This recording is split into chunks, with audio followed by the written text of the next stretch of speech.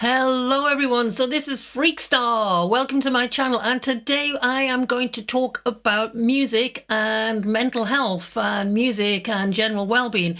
And this is not particularly riffing into the fact that Liam Payne has sadly fallen out of his hotel window in Italy. But basically it's quite interesting, I think, to think about the fact that so many musicians have died despite making so many people in this world happy and joyful. And yet being part of the music industry and perhaps the kind of mindsets that they have led them down a kind of dark path, as it were. And I'm not just talking about successful and famous musicians. Amy Winehouse took a hit, Jimi Hendrix, Jim Morrison, Avicii. So there's some really, really current examples of that, where people lose their lives despite having this beautiful skill and technique and magic that they can share in the world. And I think it's a discussion that me, myself, as a musician, and of course the many thousands of musicians out there, and stop right there, not just musicians, but of course music fans and music lovers who benefit a lot out of the joy of listening and the joy of dancing, the joy of music really complementing what everyday life is about.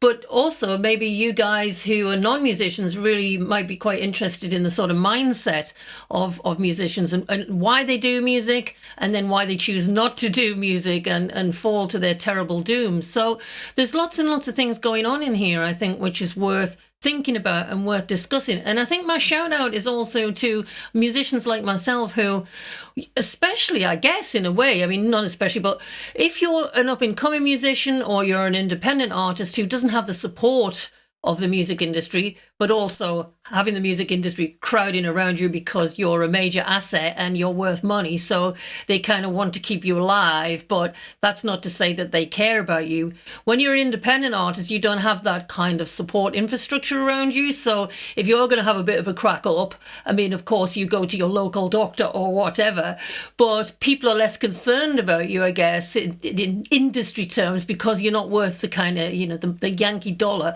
that a lot of musicians who are famous are. And I guess with fame and the idea that you are kind of worth a few quid, gives you lots of pressures and lots of joys and lots of pain. So these are quite interesting equations, I think, that are worth talking about. And so I guess I start with myself because many years ago I was in many different bands, and we've just made a comeback now. And I can remember when I was, I was a really, really dedicated musician way back when. And I am now, but it's just more of a kind of side thing now. It's not my entire life. I do have a life outside music. And I think that's probably really helped me. Because if you're totally reliant on music actually making you money, giving you a living, giving you a lifestyle, but you're subject to all these different forces, because it is, guys, let's be honest, a bit of a lottery. You could, with the internet now, what you see is so many amazingly talented people out there, and sometimes they're just not getting any views, or they're not recognized, or their music in one format or another online is just not making enough for them to live. So they're having to do these other kinds of sub jobs, and of course that's quite challenging, because if you study to be a medical doctor, the likelihood is that that's what you're going to become. If you study to be a musician, yes, you have the fantastic joy of having command over your instrument, or all those wonderful stories that are in your heart that you want to share to the world, all the pain and the suffering of love, or all the beauty and joy of being in the world, and how you reflect upon that, and you want to share that with the world through your songs. You have a kind of, it's a real paradoxical relationship really with music and the world, if you're a musician from that point of view, because I guess, I'm not going real complex, but there's a complex thing going on there. And I think that can sometimes lead to difficult sort of mental health issues, or certainly challenges along the way as you walk through, I guess, the walk of fire as you pursue your musical dreams. So there is a lot there. Now, when I was in bands before I was now, I was absolutely totally reliant on the idea of being famous, of music kind of saving our lives. And so I felt when I was in a band, I was I was at the leader, a freedom fighter, trying to convince the music industry to let us in, please love us and give us all these opportunities, and then maybe please pay us as well, which of course is sometimes what happens. Well, certainly in the old music industry, they might sign you up, but that doesn't mean you make any money. They often make the money and then run away with it. That's a different issue. But of course, these things can be quite depressing. So because then you're not really paid for what you do. And I know when you're not a musician, sometimes you think, well, you're doing what you love, so why who cares? I mean, often artists are thought of by those who are non-artists as, well, you're enjoying yourself, shut up and get on with it. Okay, you've only had 50 pence, but at least you don't have to do one of these menial jobs. And I guess in a way you sort of take the point. But artists, have their own, currency, their own economic worth. And often, I guess that's kind of disregarded sometimes by the record label and, of course, the mainstream public who perhaps don't quite understand how hard it is to, keep going, keep motivated, especially when there is rejection involved. And I mean, that's the same with people who work in theatre and dance and all sorts of other performance things. It's not like you're going to your job interview and then you get turned down and then you do a few more and then you finally get the job and that's it, job for life. It's a constant sort of negotiation with the world about, whether you get likes and shares or whether whether you're loved or whether you're appreciated. And I guess in a way, when you make music, I guess what you're doing is you feel the need to share it. And I suppose if you don't get money, you want appreciation because you think maybe people will enjoy what I'm offering and all the rest of it. So again, it is quite complex. And I've been looking into it a bit, not entirely from a medical point of view, but I am quite interested in exploring this as a conversation. So I'm inviting musicians from all over, if you're watching this, to basically, give a like and a share, follow some of the conversations, and then maybe even, personal message us and on our channel on Freekstar, on YouTube, to maybe start having little conversations. We might even do a little live where we do a little Q&A about how people feel about being in bands and just what the trials and tribulations are.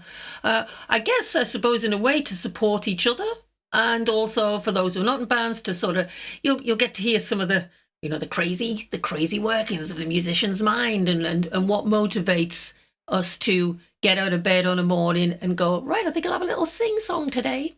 I mean, I have been looking at a journal. I mean, I don't want to get into some sort of crazy lecture because everyone will then switch off and then my YouTube channel will be a fail. But there's this academic called Nadia Boulanger from Roehampton University who did a study in 2015 who was looking at this kind of idea of music and well-being and music as a passion. And whether you do music or not, we all have our different passions, of course, our different hobbies. And she was kind of trying to get a model together about thinking about how passion is a key motivator, of course, and it gets us into flow, and there's a certain grit and a certain intrinsic motivation about producing anything creative, really. But I guess it probably also relates to sports as well and things. And she was trying to come up with this kind of what she calls this kind of dualistic model of passion model to try and understand how us creative people, or perhaps even sports people, come on here and comment at some point if you think that there's a conversation we had there, but about when you're trying to compete, I guess. And this research is talking about the sort of idea of obsession, and if you become obsessional about a subject, obviously you become good at it. But there's a downside that when things are perhaps not working or perhaps just sustaining something like that, especially in a world that doesn't always want to pay for that sort of thing, then you're always at odds with yourself. That what's in your heart and what is in your soul is one thing. And then you have obviously you have to live in this economic reality where you obviously got to pay your bills and you've got to try and sort of make that work within the industry if that's what you want. I mean, some people are really happy just to have bands as hobbies. I know when I was in bands way back when, it was not a hobby to me. I did it. I was in it to win it. And it was a hell of a battle. I mean, it was like being in the Lord of the Rings film. I mean, there was just so many trials and tribulations about sticking with it and living in poverty. but always at the head of, I always had this kind of, blonde ambition. And I would say that for me, I probably put as much effort in as Madonna at the time, but if you haven't got the resources, you haven't got the networks, and to be honest, the music industry there's some wonderful people in the music industry, but there's some absolute assholes. There are some people who just really, really play with your head. They promise things they can't deliver. That sort of thing. There's so many delusional people in the music industry who think they can do things for you and have power and sort of help transform your life as a musician, and then they just, it's tumbleweeds and it falls flat, and you realize that they were just giving you a lot of BS. So musicians have to kind of put up with quite a lot. Certainly they did then, just as the internet was starting to kick off. But I mean, now you see we have ownership of our creativity on the internet. The trouble that us wannabe pop stars and rock stars have is that we're now in this beautiful sea of so many beautiful fish, and we're just one of them. And we're also relying on the fact that YouTube and all the channels, they'd like people to pay for them to let us out and let us be able to share our love with an audience. So, yeah, you can grow organically, and that is something certainly Freekstar is trying to do. But also, in effect, these internet systems, they want to make money out of you. And when you have a particular, entrepreneurial spirit where you want your stuff out there in the world, they know they can charge you to open up their little gates. It's called algorithm jail. So and this sort of stuff could be really, really frustrating. And if your entire life is based on making it and having 100,000 followers and then 1 million followers and all this sort of stuff, I mean, I'm pleased that I'm not quite in that position, although we just love sharing and we're happy for whoever comes on. But we're very pleased that we're not reliant. But for any musicians out there who are on a journey where you think this is going to try and save your lives, I feel for you. I'm sending love. And yeah, if you ever want to kind of subscribe to this channel, we're going to do more stuff. So I have this friend who's in a band in California called Kevin Crunch, and he's in Legacy FM. Super cool guy. Used to do, as a kid, he used to do lots of acting in Hollywood and stuff like that. And he is going to kind of help me with this these set of conversations, let's call them conversations, about this issue. But I just do feel that there's a lot of musicians out there who are probably, kind of traumatized by being in bands. And it just might be just really nice forum, really, for everyone to kind of come along and listen to us banter on about all this sort of stuff. We might even get some people, we might do a bit of podcasting, get some guests on as well on this section of the Freekstar channel, to explore this subject in a lot more detail. So I hope that's really inspired you and helped. And also just to say for the non-musicians out there as well, please listen up, because you might hear some crazy stories about, some of the times that, I felt in a dark place and, I didn't quite want to off myself. But there were certainly moments where you just thought, why am I doing this to myself? Why?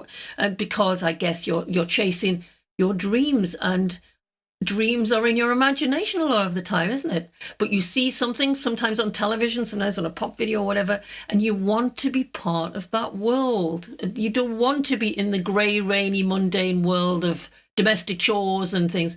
And so myself and a lot of musicians, they're striving to be part of this imagined world. I liken it to, there's a film called The Wizard of Oz, Dorothy and the Lion and the Tin Man and the Scarecrow. And they chase this idea that somehow going to the Emerald City is going to transform them. They're going to have a brilliant life. But of course, like all these things, and I think to an extent when you hear, Liam Payne and Kurt Cobain and people like that who got to the Emerald City, they got inside the Emerald City, they got to see the wizard, they got to look at the pink horses and the sunshine and the rainbows and the unicorns, and they got there and they were given a thumbs up. Yes, yes, yes, we're going to let you sing your songs to the world like a little songbird. And yet, seeing the wizard just wasn't enough to keep them alive, keep them with us in this world, as one human to another, humans just getting on with our lives. They wanted to leave this world. And you think, surely being in the music industry and being a star is going to solve whatever it is, the reason you got in there in the first place. Could be all sorts of reasons. Maybe you weren't loved as a child. Maybe you just have a brilliant skill and you're just dead practical and you're now using that to make music for the world. There's lots of psychological reasons why people get into music, and I guess we will get into that as well. So please subscribe, like and subscribe, follow this track, because we're going to do more stuff on it. Okay, for now, it's goodbye from Freekstar, and we will see you very soon.